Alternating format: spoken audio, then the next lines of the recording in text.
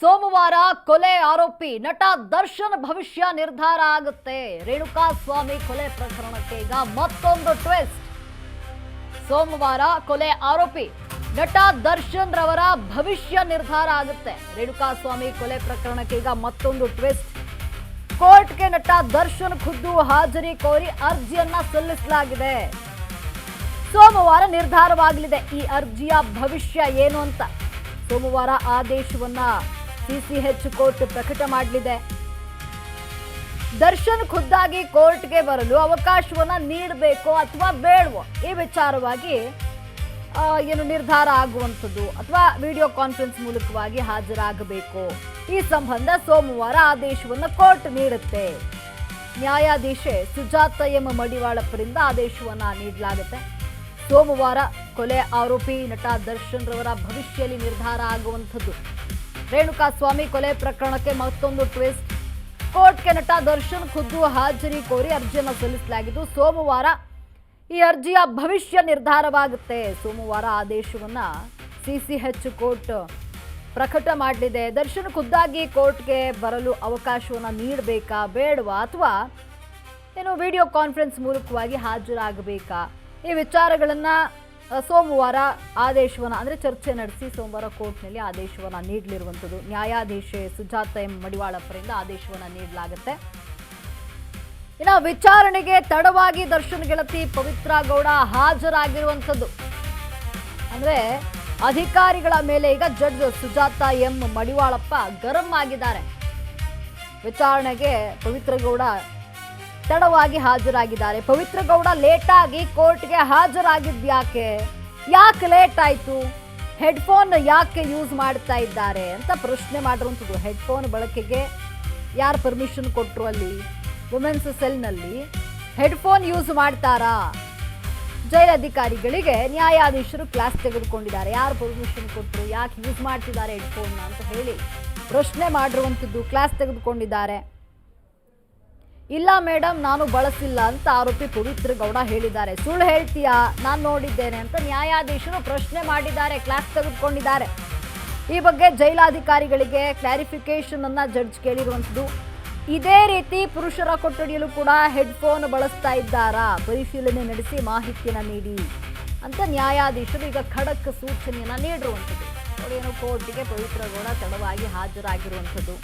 ವಿಚಾರಣೆಗೆ ಅಧಿಕಾರಿಗಳ ಮೇಲೆ ಜಡ್ಜ್ ಸುಜಾತ ಎಂ ಈಗ ಮಡಿವಾಳಪ್ಪ ಗರಂ ಆಗಿದ್ದಾರೆ. ಅಂದ್ರೆ ಪವಿತ್ರ ಗೌಡ ಲೇಟ್ ಆಗಿ ಕೋರ್ಟ್ಗೆ ಹಾಜರು ಯಾಕಾದ್ರು, ಯಾಕೆ ಲೇಟ್ ಆಯ್ತು, ಹೆಡ್ಫೋನ್ ಯಾಕೆ ಯೂಸ್ ಮಾಡ್ತಿದ್ರು ಅಂತ ಪ್ರಶ್ನೆ ಮಾಡಿದ್ದಾರೆ.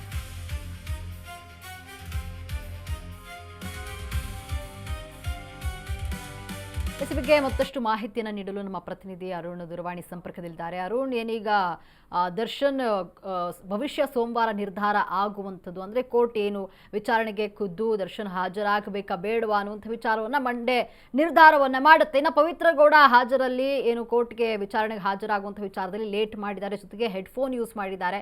ಈ ವಿಚಾರಕ್ಕೆ ಕ್ಲಾಸನ್ನು ತೆಗೆದುಕೊಂಡಿರುವಂಥದ್ದು ಅಂದರೆ ನ್ಯಾಯಾಧೀಶರು. ಈ ಬಗ್ಗೆ ಹೆಚ್ಚಿನ ಅಪ್ಡೇಟ್ಸ್ ಏನಿದೆ? ಇದಕ್ಕೆ ಸಂಬಂಧಪಟ್ಟಂತೆ ವಿನಾಯಕ ಗಣಿಕೆ ಇದೇ ವರ್ಷ ಸಿಂಗಲ್ ಮುಂದೆ ಇಡ್ತೀನಿ. ಅವ್ರ ಆರ್ಡರ್ ವಿರುದ್ಧ ಹೋಗಲ್ಲ ಹೆಂಗಿದ್ರು ಅಂದ್ರೆ ಇವ್ರದೇ ಆಡಳಿತ ಇದೆ. ವಿನಾಯಕ ಗಣಿಕೆ ಮಾಫಿ ಶಾಪ್ ಇದೆ ಪ್ರಸನ್ನ ಸರ್, ಅದನ್ನ ತೆಗೆದು ಮುಂದೆ ಇಡ್ತಾರೆ. ಸ್ವಾಮಿ ನೀವೇ ಕೊಟ್ಟಿದ್ರಲ್ಲ ಆರ್ಡರ್ ಅಂತ. ಇದು ನೀವು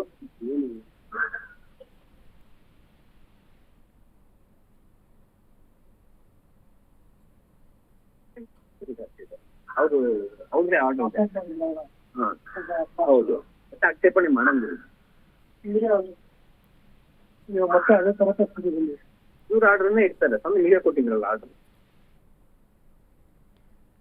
ಎಸ್ ಅರುಣ್, ಧನ್ಯವಾದ.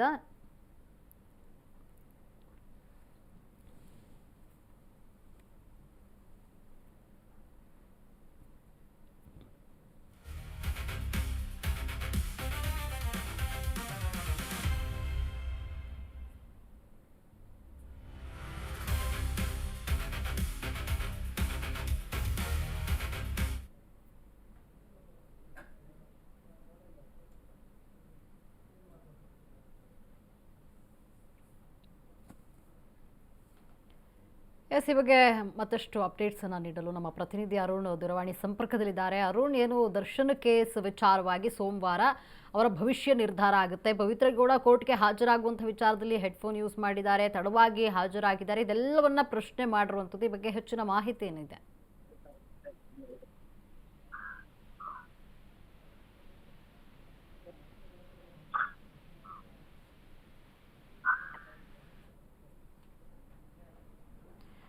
ಎಸ್, ಕರೆ ಕಡಿತಗೊಂಡಿದೆ.